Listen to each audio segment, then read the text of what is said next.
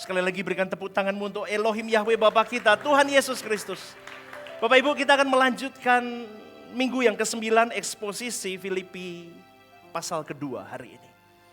Ayat 1 sampai ayat yang keempat. Tampilkan judulnya. Judulnya adalah mematikan keakuan dan menghidupkan Kristus. Kita baca ayatnya bersama yuk, tampilkan. Filipi pasal 2 ayat pertama sampai keempat. Jadi karena dalam Kristus ada nasihat, ada penghiburan kasih, ada persekutuan roh, ada kasih mesra dan belas kasihan. Karena itu sempurnakanlah sukacitaku dengan ini. Hendaklah kamu sehati, sepikir, dalam satu kasih, satu jiwa, satu tujuan. Dengan tidak mencari kepentingan sendiri atau puji-pujian yang sia-sia. Sebaliknya, hendaklah dengan rendah hati yang seorang menganggap yang lain lebih utama daripada dirinya sendiri. Dan janganlah tiap-tiap orang hanya memperhatikan kepentingannya sendiri, tetapi kepentingan orang lain juga. Amin.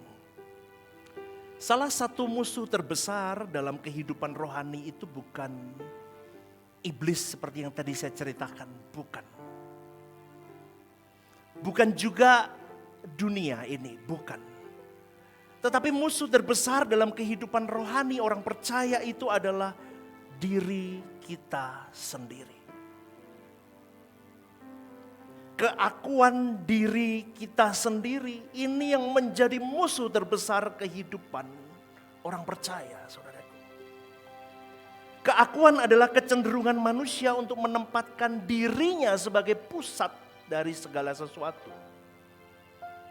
Ingin dihargai, aku ingin dihargai, aku ingin diutamakan, aku ingin didengar, aku ingin number one, aku ingin menang, aku ingin everything tentang me, all about me.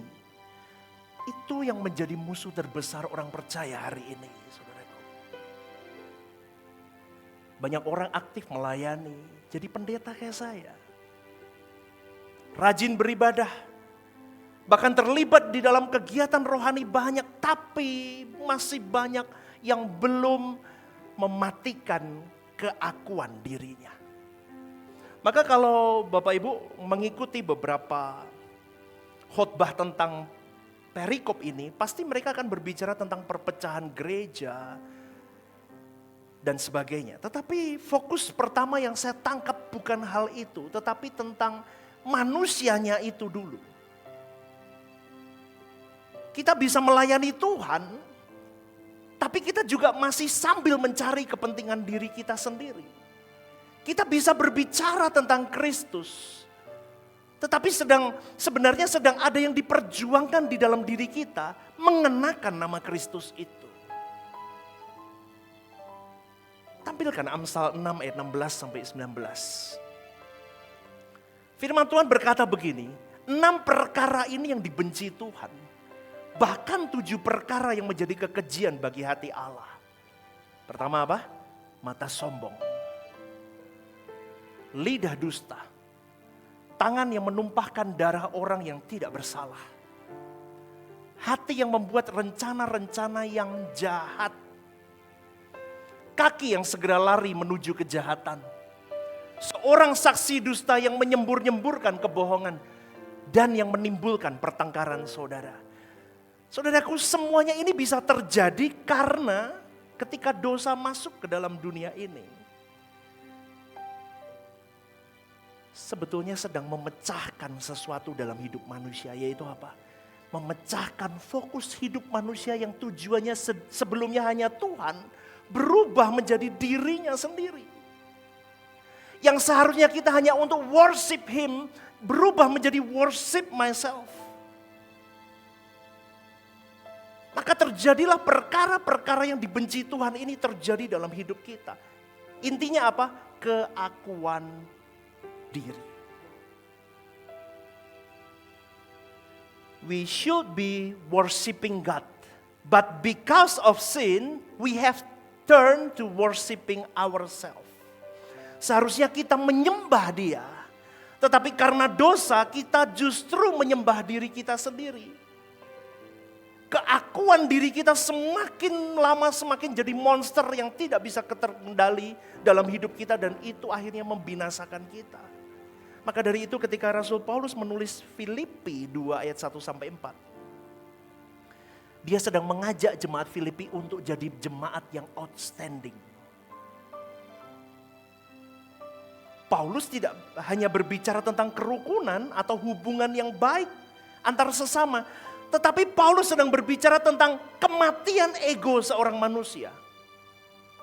Dan lahirnya karakter Kristus di dalam diri orang percaya. Nanti kita akan bahas satu persatu. Saudaraku, kekristenan yang sejati bukanlah seberapa banyak Kristus kita bicarakan. Tetapi seberapa banyak diri kita berkurang dan Kristus semakin nyata dalam hidup kita. Katakan amin. Jadi semakin seseorang dekat dengan Tuhan, keakuannya semakin kecil. Sebaliknya, semakin besar keakuan seseorang, semakin sulit Kristus terlihat di dalam diri orang itu. Maka hari ini kita akan belajar bahwa tujuan hidup orang percaya itu bukan sekedar jadi orang baik.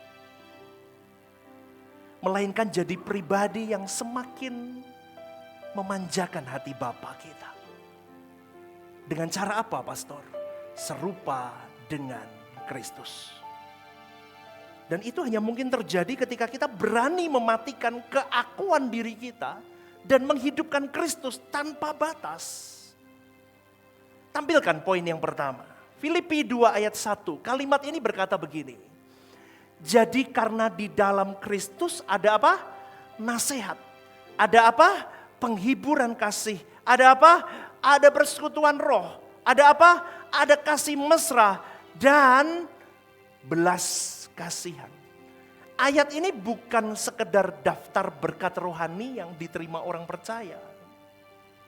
Paulus sedang mengingatkan jemaat tentang realitas kehidupan di dalam Kristus. Kalau engkau bersyahadat, Yesus adalah Tuhan dan Juru Selamatku. Di waktu itu seharusnya engkau meleburkan dirimu di dalam Kristus. Artinya kamu bukan orang bebas. Kamu bukan orang merdeka. Dulu kamu diperbudak dosa. Hari ini kau harus diperalat Tuhan. Untuk kepentingan Tuhan. Katakan amin. Ini harus dipahami dulu. Maka kalau kita di dalam Kristus seharusnya kita menghasilkan, produce karakter dan kehidupan yang berbeda dari manusia yang tidak mengenal Kristus. Halo, setuju gak nih? Harusnya kita berbuah, produce sesuatu yang berbeda buahnya dibanding orang dunia. Itu yang Paulus mau tekankan di dalam perikop ini. Dan ayat ini sebetulnya menjadi dasar bagi nasihat Paulus untuk ayat-ayat selanjutnya. Paulus tidak memulai dengan perintah. Dia memulai dengan identitas. Kalau kau di dalam Kristus, seharusnya kau sadar who are you. Amin saudaraku. Mengikuti dengan saya sampai saat ini paham? Paham bersama dengan saya? Kalau Anda di dalam Kristus, aturan Anda tahu, who are you? Siapa kamu? Maka Paulus tidak memulai dengan perintah, dia memulai mengingatkan siapa kamu, identitasmu. Maka sebelum berbicara mengenai apa yang harus dilakukan, Paulus ingatkan dulu, who are you? Ada kata-kata nasihat dalam Kristus. Penghiburan kasih, persekutuan roh, kasih mesra, belas kasihan itu menunjukkan bahwa kau dan saya orang percaya sudah menerima kehidupan Allah itu sendiri. Maka kekristenan itu saya ingatkan sekali lagi bukan agama. Kekristenan adalah, tampilkan poin yang pertama. 1A, kekristenan adalah jalan hidup. Atau bisa dikatakan sebagai kehidupan Allah sendiri yang ditanamkan ke dalam dirimu dan diriku. Masalahnya banyak orang Kristen masih hidup dengan pola manusia lama meskipun dia sudah terima identitas baru. Mereka sudah terima Kristus sebagai juru selamat, tapi belum sungguh-sungguh membiarkan Kristus menjadi kehidupan mereka itu sendiri. Maka gampang kalau kita bisa lihat di dalam pelayanan, di dalam kehidupan sehari-hari, orang gampang tersinggung. Orang gampang cari keuntungan pribadi untuk dirinya sendiri. Orang haus pujian. Orang sulit mengampuni. Padahal kehidupan ilahi yang sudah diberikan Allah seharusnya menghasilkan kualitas hidup yang berbeda dengan manusia di dunia ini. Kau dan saya harus outstanding. Karena Paulus di dalam perikop ini sedang berkata, coba tampilkan 1B.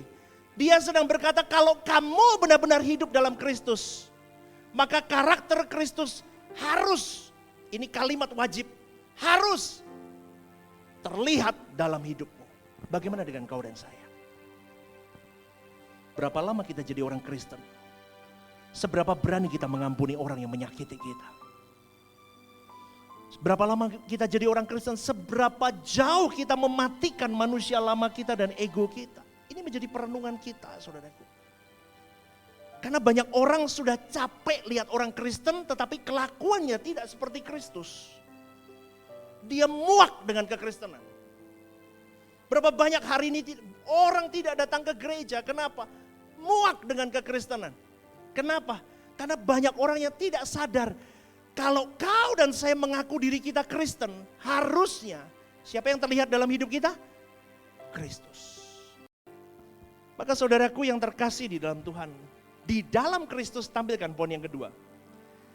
Berkat pertama yang kita terima, karena di dalam Kristus ada apa? Nasihat. Kata nasihat di sini menunjuk pada dorongan. Kalau kau di dalam Kristus ada dorongan, ada kekuatan, ada arahan yang diberikan Kristus kepada engkau dan saya. Menurut pandangan saya, hidup Kristen bukan kehidupan yang dijalani dengan kekuatan kita sendiri. Kristus terus bekerja melalui firman-Nya, melalui Roh Kudus, dan berbagai peristiwa hidup untuk membentuk kau dan saya. Maka saudaraku yang terkasih dalam Tuhan, nasihat Kristus bukan sekedar informasi atau pengetahuan, melainkan tuntunan hidup. Berkat pertama, ku beri kau nasihat, nak.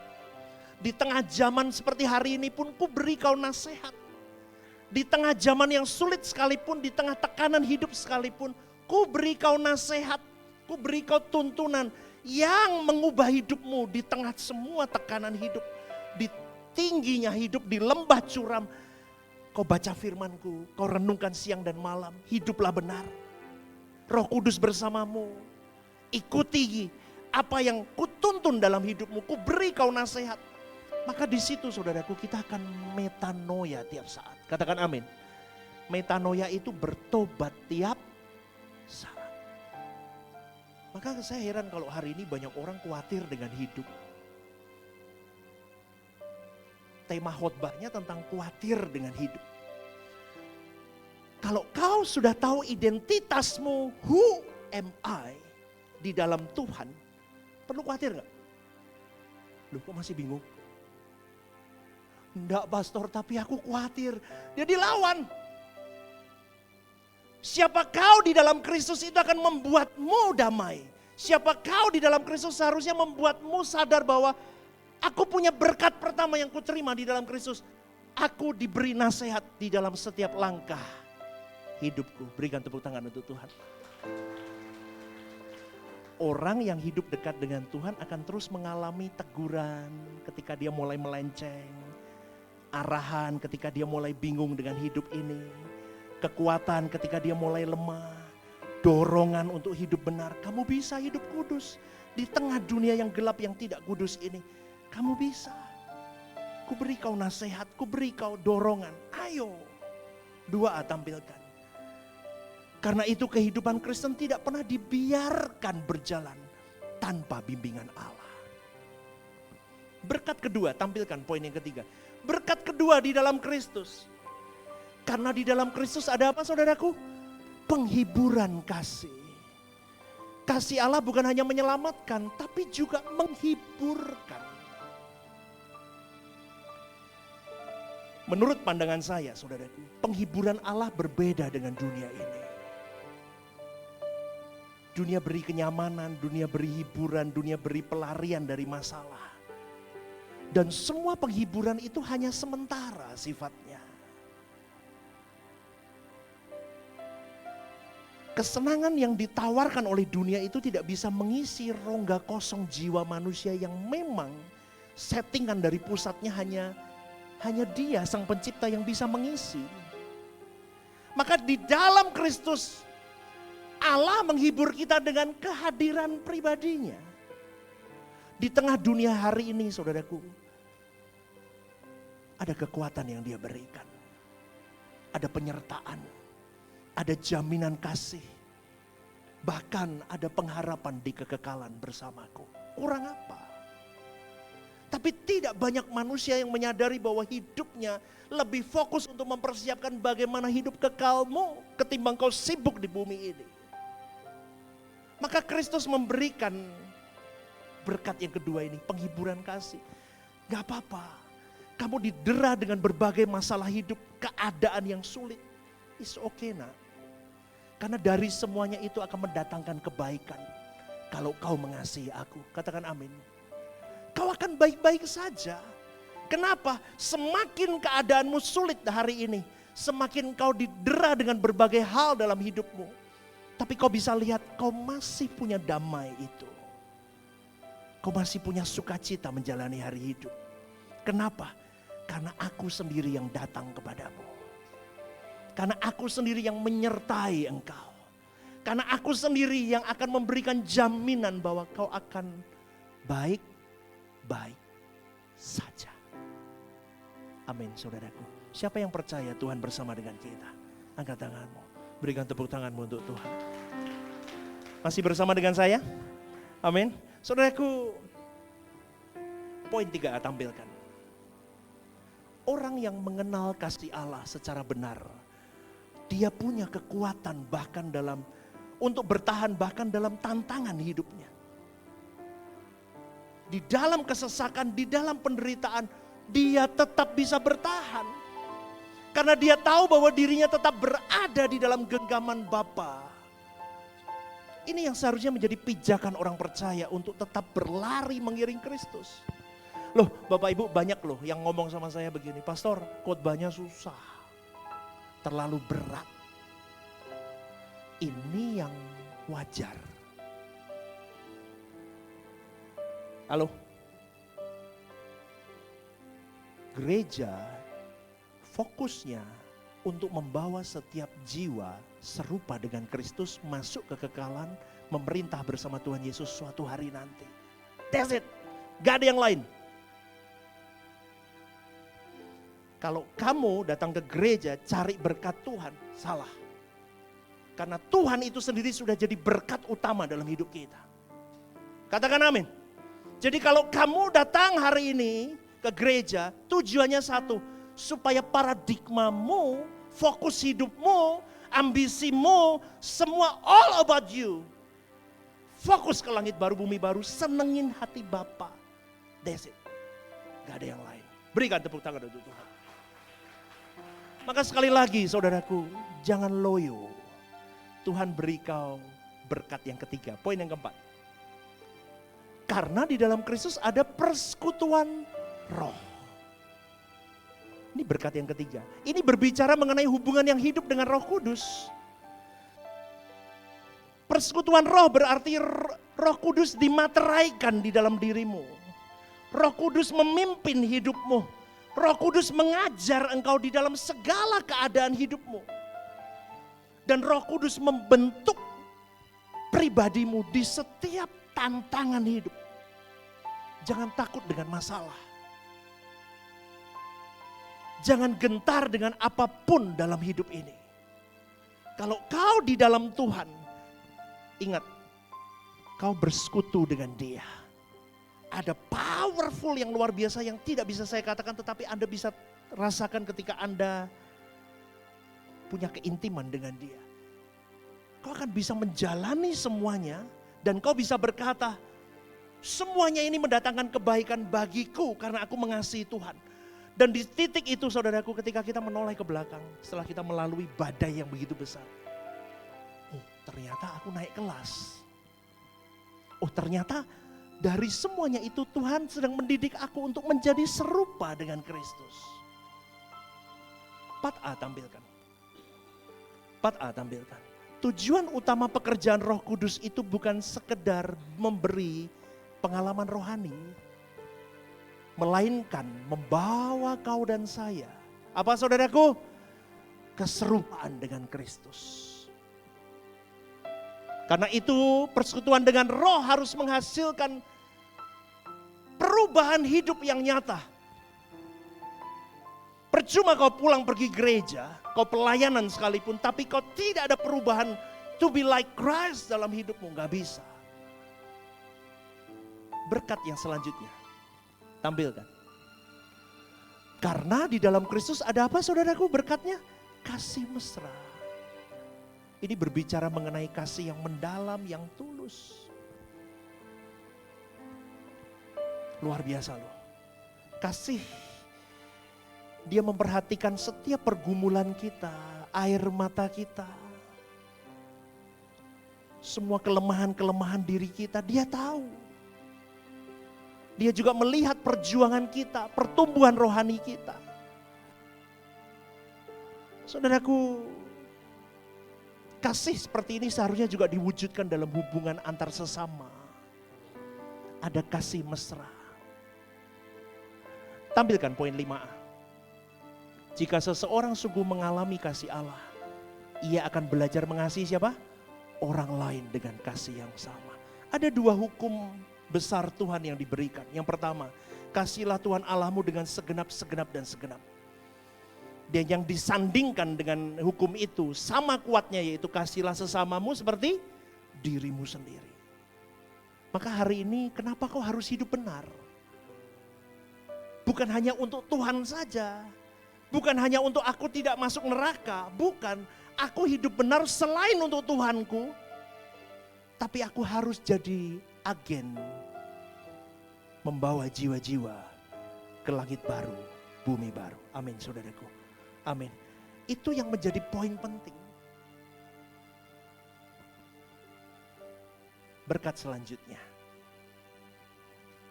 Di dalam Kristus ada belas kasihan. Belas kasihan itu menunjukkan hati Allah yang penuh dengan kemurahan. Kita itu manusia yang tidak layak. Tapi karena belas kasihan Bapa, belas kasihan Tuhan Yesus, maka kita dilayakkan hari ini. 6A tampilkan. Dalam pandangan pribadi saya saudaraku, seluruh kehidupan kita ini berdiri di atas belas kasihan Allah. Katakan amin. Kamu punya semuanya hari ini. Kamu bisa berdiri hari ini dengan segala apapun pencapaianmu hari ini. Saya cuma mau katakan saudaraku, kau dan saya berdiri di atas belas kasihan Allah. Maka tidak ada seorang pun dapat membanggakan dirinya di hadapan Tuhan seharusnya. Apa yang kau miliki? Apapun itu, bahkan keselamatanmu pun dari Tuhan. Pengampunanmu dari Tuhan. Kesempatanmu untuk bertobat dari Tuhan. Pertumbuhan rohanimu dari Tuhan. Semuanya itu belas kasihan Allah, saudaraku. 6B tampilkan.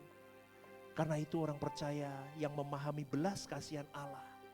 Apa saudaraku?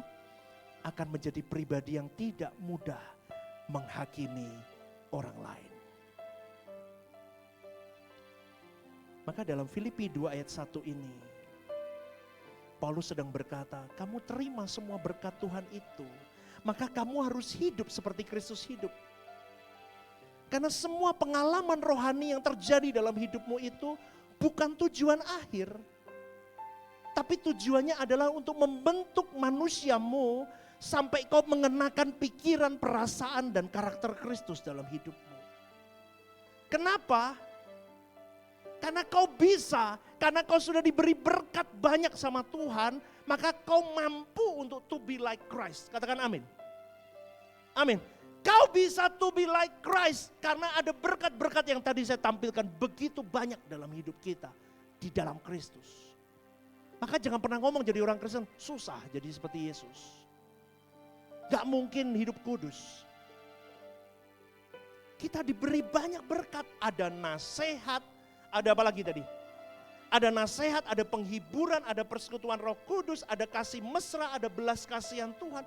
Itu semua tools untuk engkau bisa to be like Christ. Tapi banyak orang Kristen mengkerdilkan berkat Tuhan itu. Yang dilihat hanya berkat jasmani. Kristen bukan tentang berkat jasmani. Berkat jasmani itu bonus. Halo, bersama dengan saya? Itu bonus. Fokus utamamu. Tadi semua itu berkat, kau diberi apa? Keselamatan, kesempatan untuk metanoia tiap hari. Anda kalau ngikutin ajaran ini, saudaraku, cerdas Anda. Anda akan mengukur kasih Bapa dari satu sudut pandang bahwa bagaimana Yesus memandang kasih Bapanya. Kita lihat dari sudut pandang Yesus. Maka saudaraku, tampilkan 6C. Dengar ya. Baca baik-baik. Di dalam Kristus orang percaya menerima segala sumber power. Ngerti ya? Kamu sedang lemah diberi penghiburan kekuatan. Kamu sedang ambruk, jatuh, kolaps. Aku gagal, aku berdosa lagi. Dikuatkan, ayo. Ada kasih mesra Tuhan. Kamu bisa nak, bangkit nak. Itu sumber kekuatan. Yang diperlukan untuk hidup sesuai dengan kehendak Allah. Semua anugerah itu diberikan bukan sekedar untuk membuat orang percaya nyaman, tetapi untuk membentuk manusia semakin serupa dengan Yesus. Dan semakin seseorang mengalami nasihat Kristus, penghiburan kasih Kristus, persekutuan Roh Kristus, kasih mesranya dan belas kasihannya, semakin orang itu seharusnya mematikan keakuan dirinya. Lu mau sombong apa lagi? Semua dari Tuhan. Dan seharusnya semakin menampilkan karakter Kristus dalam seluruh whole my life. Anda diberkati Tuhan. Ini ayat yang pertama. Berikan tepuk tangan untuk Tuhan. Next, tampilkan Filipi 2 ayat 2 sampai 4 langsung. Ayatnya tolong tampilkan. Bagian ini berbicara mengenai kehidupan orang percaya yang sudah keluar dari pusat dirinya, mematikan keakuannya dan mulai hidup dengan karakter Kristus. Tapi masalah terbesar manusia setelah jatuh ke dalam dosa bukan sekedar melakukan dosa, saudaraku, dengar baik-baik.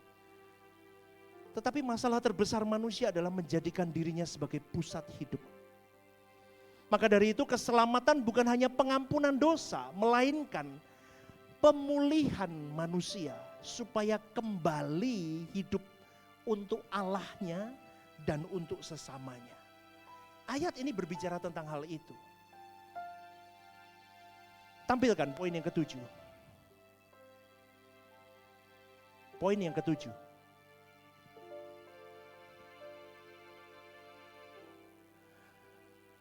Dikalimatkan di pasal yang kedua, sehati, sepikir dalam satu kasih, satu jiwa, satu tujuan. Paulus tidak sedang berbicara mengenai keseragaman pendapat dalam semua hal. Tetapi Paulus sedang berbicara kalimat ini, ada kesatuan orientasi hidup. Karena kalimat ini sering dipahami sebagai ajakan untuk menjaga kerukunan. Tapi sebenarnya ada hal yang lebih dalam daripada tentang kerukunan. Di dalam bahasa aslinya saya cari saudaraku, intinya kalimat sehati sepikir ini berbicara tentang kesamaan pola pikir, sudut pandang, dan cara memandang kehidupan ini ke satu titik yang sama. Makanya sehati sepikir, satu fokus, dalam satu kasih, satu jiwa, satu goal, satu tujuan. Menurut pandangan saya saudaraku, Kesatuan sejati tidak terjadi karena semua orang memiliki kepribadian yang sama. Satu gedung ini tidak ada semua sama kepribadiannya. Betul? Tampilkan 7A. Kesatuan itu lahir ketika semua orang memiliki pusat yang sama. Pusatnya siapa? Allah. Pusatnya siapa? Allah. 7B tampilkan. 2 orang bisa punya karakter beda. 2 orang bisa punya latar belakang beda. Punya pendapat beda. Tapi tetap apa? Satu. Kenapa? Karena mereka sama-sama mengejar kehendak Allah. Saudaraku, maka kalimat sehati, sepikir dalam satu kasih, satu jiwa, satu tujuan. Ini sudah mulai jelas. Tapi sebaliknya kalau orang-orang cuma kejar kepentingan pribadi seperti dunia hari ini, tidak akan pernah mengalami kesatuan sejati. Dimanapun, di rumah tangga, di pekerjaan, di pelayanan, di gereja. Karena pada dasarnya dosa selalu menghasilkan fragmentasi. Renungan pagi ini tentang fragmentasi akibat dosa. Fragmentasi itu perpecahan, menghasilkan retakan. Dosa selalu menghasilkan keretakan. Dosa akhirnya membuat orang yang seharusnya fokus kepada Tuhan dibuat retak dan dia fokus kepada dirinya sendiri. Maka dari itu sejak dosa masuk, fragmentasi, keretakan itu mulai terjadi. Konflik jadi bagian hidup orang percaya. Betul apa enggak betul? Suami istri ribut tiap hari. Di sini semoga tidak ada. Kalau ada bertobatlah. Bertengkar, mungkin Bapak Ibu berangkat ke tempat ini pun ada yang tadi berangkat bertengkar. Kenapa? Karena masing-masing mempertahankan kehendaknya. Hari ini gereja bisa pecah pelayanan. Kenapa? Karena ego lebih besar daripada kasih. Kenapa pelayanan retak? Karena manusia ingin lebih menonjol dari satu dengan yang lainnya. Maka solusi Paulus adalah bukan sekedar memperbaiki hubungan horizontal, tapi mengubah orientasi vertikal kita. 7C tampilkan. Ketika semua orang memandang kepada Kristus. Apa saudaraku? Mereka bergerak menuju titik yang sama. Makanya kalau dalam pelayanan bisa ribut. Kenapa? Karena satu pasti pandang dunia, satu masih pandang jabatan, satu masih pandang duit, satu masih pandang Yesus, satu pandang lain-lain, banyak-banyak. Makanya ketika masuk pelayanan, geger ribut. Karena fokusnya tidak pada titik yang sama. Kalau menikah suami istri, fokusnya kepada Kristus. Artinya apa? Kristus menjadi kepala dalam rumahku. Gak ribut. Amin gak nih? Tapi kok suamiku begini pastor? Kalau kamu tahu menikah itu adalah dua pribadi yang saling tolong menolong untuk membantu satu dengan yang lain untuk semakin serupa dengan Kristus. Maka kamu bisa katakan kalau suamiku hari ini gagal, kamu jadi agen penolong dia. Atau sebaliknya. Bukan dia emosi, kamu ikut emosi. Amin. Kenapa? Titiknya bukan egoku, bukan aku, tapi titiknya Kristus. Maka kalau di dalam hal apapun, saudaraku, kalau titiknya sama, tidak akan ribut. Saudaraku, kesatuan sejati tidak dibangun oleh organisasi, aturan, atau kepentingan bersama. Melainkan oleh hati yang sama-sama love God. I love you Lord. Benar-benar aku mengasihi Engkau Tuhan. Jadi kalau nyanyi, kami memujimu Tuhan. Itu memuji itu jadi segenap hidup. Kami menyembahmu Tuhan. Seluruhnya. All. Karena I love you so much. Muliakan keagungan namamu, sembah sujud, haleluya. Itu karena seluruh hidup kita untuk dia. Maka kalau Kristus jadi pusat hidup semua orang percaya, maka unity itu bukan sesuatu yang susah. Ya apa enggak ya? Gampang. Kenapa? Fokusnya sama. Tampilkan poin yang ke-8. Ayat yang ke-3 sekarang. Tampilkan dulu ayat ketiga dulu deh, komplitnya. Ayat yang ketiga dikalimatkan begini, dengan tidak mencari kepentingan sendiri atau puji-pujian yang sia-sia. Sebaliknya hendaklah dengan rendah hati yang seorang menganggap yang lain lebih utama daripada dirinya sendiri. Saya potong dulu di kalimat poin ke-8, dengan tidak mencari kepentingan sendiri. Ini akar hampir semua persoalan manusia di bumi ini. Mencari kepentingan sendiri. Manusia selalu ngomong, apa untungnya bagi aku? Apa yang aku dapat? Loh ngapain aku harus ngampuni dia? Loh ngapain aku harus ngalah? Tapi Kristus mengajarkan pola hidup kekristenan yang berbeda, saudaraku.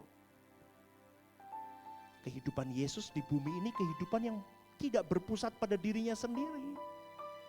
Yesus pusatnya kepada Bapa. Yesus hidupnya pusatnya kepada kehendak Bapa. Kok pastor bisa ngomong begitu? Lihat di Taman Getsemani ketika dia ngomong, Bapa, kalau boleh cawan ini berlalu daripadaku. Itu kehendaknya. Cawan ini lewat. Tapi dia sadar, dia tangkap momen itu balik. Tapi biar kehendakmu yang jadi. Bukan kehendakku. Yesus sudah menang di Taman Getsemani sebelum dia disalib. Halo? Dia sudah menang. Ketika dia berkata bukan kehendakku tapi kehendakmu yang jadi. Dia sudah menang sebetulnya. Itu pola hidup yang beda. Bukan tentang kepentinganku, kepentingannya. Kepentinganmu Bapak, Kristen harus begitu. Maka dari itu orang percaya sedang dan harus bertumbuh menuju keserupaan dengan Kristus itu harus semakin dibebaskan dari keakuan diri itu. PR-mu dan PR-ku mematikan monster diri kita tiap saat.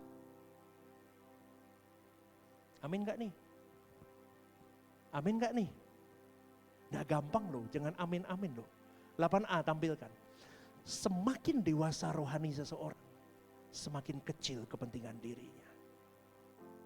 Kalimat selanjutnya, ayat yang ketiga, dikalimatkan, atau pujian yang sia-sia. Ini jantung dari seluruh perikop. Orang dunia, orang yang belum safe di dalam Kristus, dia mencari pujian yang sia-sia. Menurut pemahaman saya, saudaraku, akar dosa yang paling dalam adalah self-center. Kehidupan yang berpusat pada dirinya. Bahkan setelah orang bertobat, egonya masih menjadi penguasa tersembunyi dalam hidupnya. Lah itu yang bahaya. Poin 9a tampilkan. Salah satu bentuk manusia lama yang paling halus adalah kebutuhan untuk apa saudaraku? Dihargai, dipuji, diakui, dan dianggap penting. Tapi bukankah manusia haus dengan ini semua? Jangan anggap enteng saudaraku. Jangan anggap Allah aku bisa melewatinya. Tidak gampang ini. Karena banyak orang jatuh di sini. Tidak ada yang kebal. Bahkan banyak pelayanan dapat dilakukan hanya untuk mencari penghormatan manusia. Orang bisa loh melayani Tuhan supaya dapat dihormati semua. Untuk saya haus pujian. Tapi motivasi terdalamnya orang itu tetap tentang aku. Lah itu yang bahaya. Inilah yang disebut Paulus dengan pujian yang sia-sia. Kenapa sia-sia? Karena semuanya bersifat sementara. Dalam bahasa Yunani digunakan kalimat ini, 9b. Pujian yang sia-sia itu kalimatnya kenodoxia.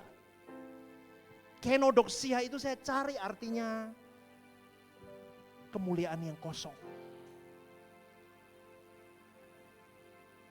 Kalau kau dan saya hari ini dapat aplaus dari Allah, itu nilainya kekal. Yesus di sungai Yordan itu dia mendapatkan aplaus dari Bapa. Inilah anakku yang kukasihi. Kepadanya lah aku berkenan. Tapi orang Kristen hari ini, gereja hari ini, pemimpin-pemimpin rohani hari ini lupa. Kita semua sering masuk ke dalam kemuliaan kosong. Anda setuju atau tidak setuju, tapi itu pengamatan saya, saudaraku.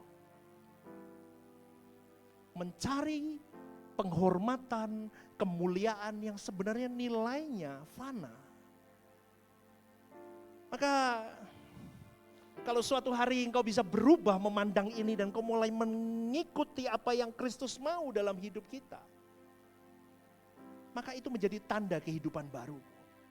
Saya berjuang, saudaraku, dulu ketika awal-awal pelayanan di Rehoboth Semarang ya. Saya juga sama, saya mencari kemuliaan kosong.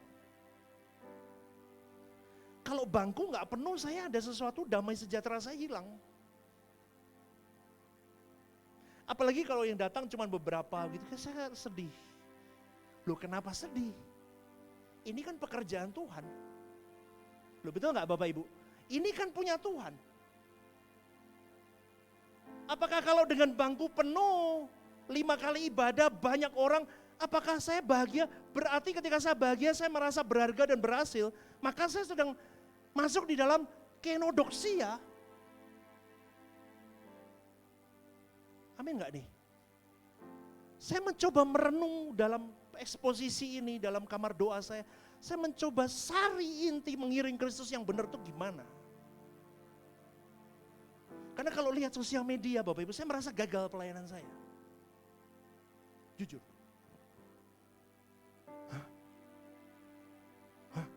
Kok begini ya? Rehoboth Semarang susah sekali ya. Gagal loh. Mulai drop loh. Hatiku mulai bergetar Bapak Ibu. Seperti Paulus di penjara ngomong begini, salah. Paulus untungnya gak ngomong gitu. Saya bisa ngomong begini, salah gak ya pelayananku ini? Tapi Tuhan ingatkan, jangan cari pujian, kemuliaan kosong. Kau nunggu aplausku saja nak. Kalau aku aplaus, everything gak aplaus sama kamu, it's okay. Amin gak nih? Kita cari aplausnya Bapa. Maka saudaraku yang terkasih dalam Tuhan. 9C tampilkan. Tujuan hidupmu dan hidupku bukan dikagumi manusia, tapi berkenan di hadapan Bapa. Ingat ini aja udah. Kamu gak akan merasa gagal.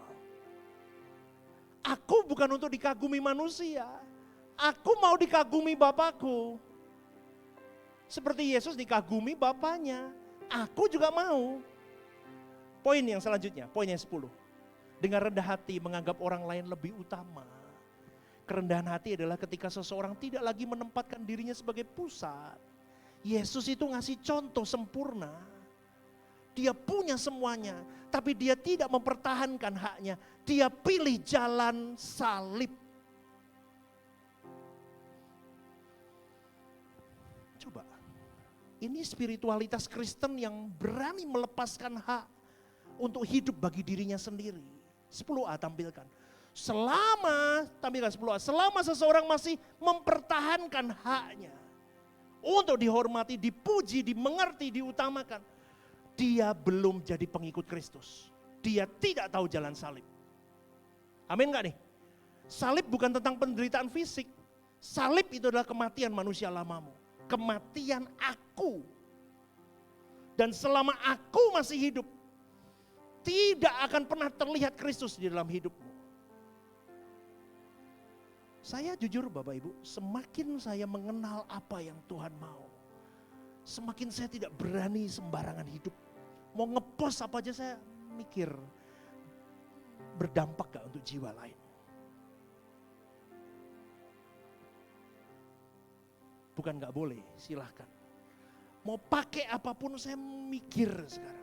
Perlu gak saya beli itu? Halo? Amin. Kenapa? Karena waktu itu pernah ada live TikTok di sini Bapak Ibu. Ini jujur, waktu itu TikTok saya ada persekutuan doa malam di TikTok, ramai banget. Berapa puluh ribu ikut.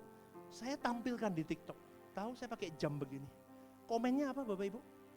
Pastor jamnya berapa ratus juta gitu, kurang ajar gak?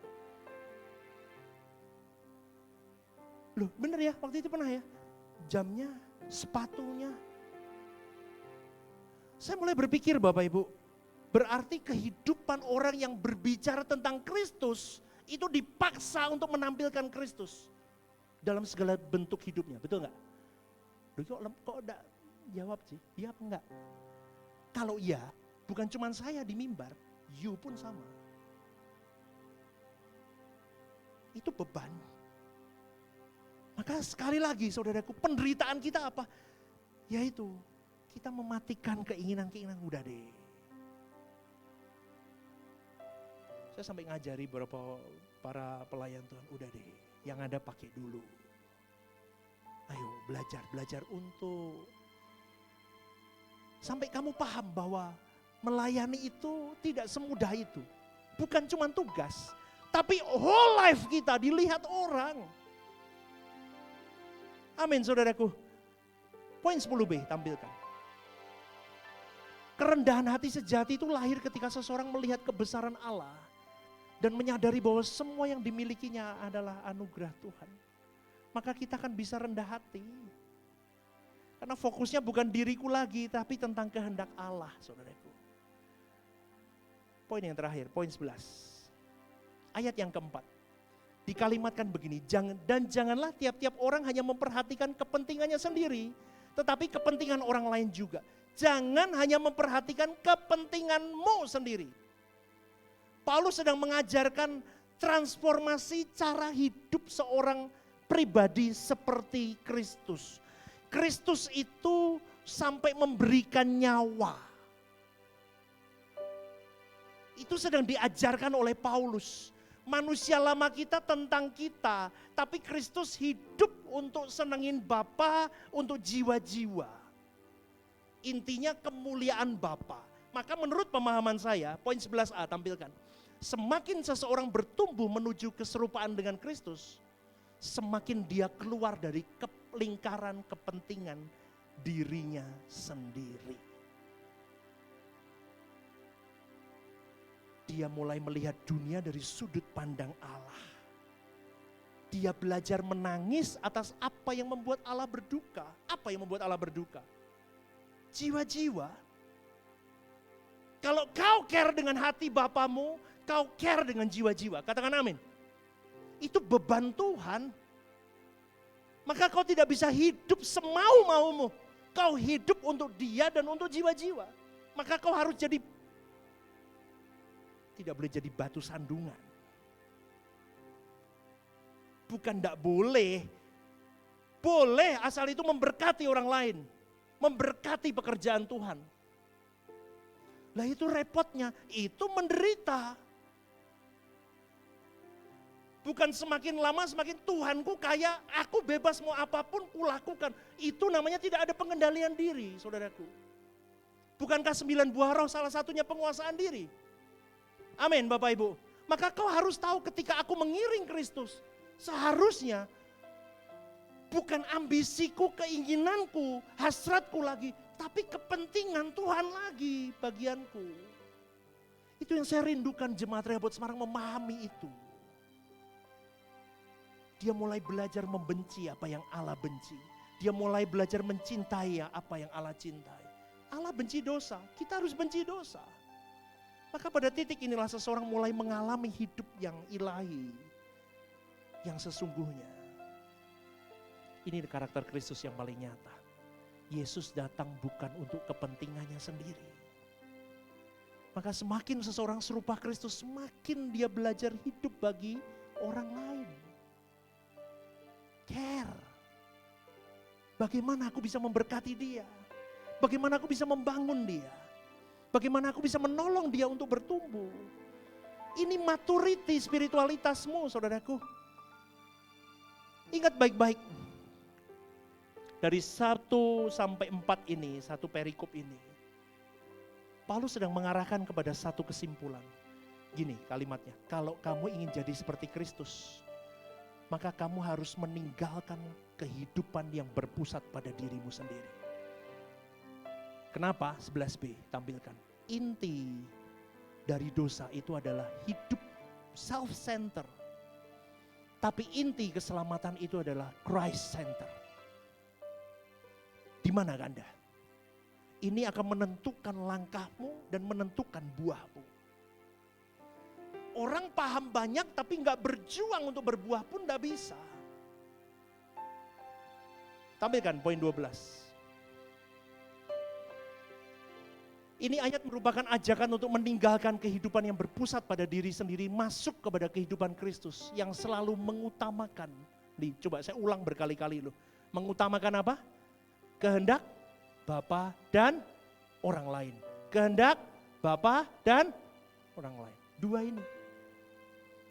Fokus kekristenan cuma dua ini. Bukan aku lagi. Bapa, orang lain. Bapa, orang lain. Bapa, orang lain. Paulus juga mengajarkan yang sama. Bapa, orang lain. Bapa, orang lain. Bukan tentang dia. Makanya kalau orang masih tentang dia, remuk pelayanan. Poin 13.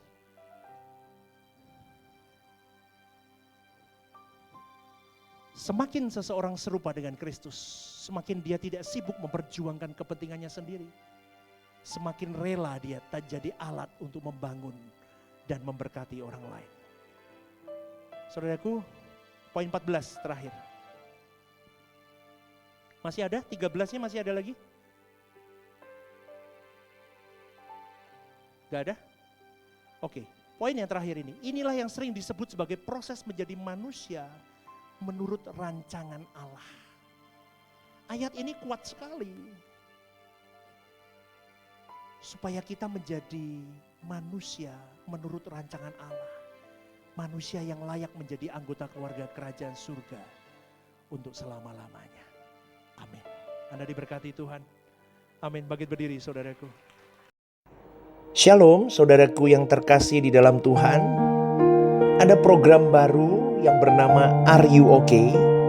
Ini adalah program yang memang diadakan bagi saudara-saudari yang rindu atau ingin didoakan. Mungkin saudara-saudari sedang mengalami pergumulan-pergumulan hidup yang sulit, yang berat, menghadapi masalah-masalah yang tidak mudah. Saudara-saudari bisa klik di formulir online yang tertera atau scan barcode di situ. Anda bisa tuliskan di sana apa yang menjadi pergumulan masalah Anda yang ingin didoakan. Tujuannya satu, Anda tidak merasa sendiri. Saya sendiri akan mendoakan beserta tim yang akan menangani ini. Saya akan mendoakan di dalam mesbah-mesbah doa kami. Tujuannya satu, supaya saudara-saudari merasa ada yang support, tidak sendirian berjalan menghadapi beratnya kehidupan ini. Ini kerinduan saya, kita berbagi kasih secara nyata.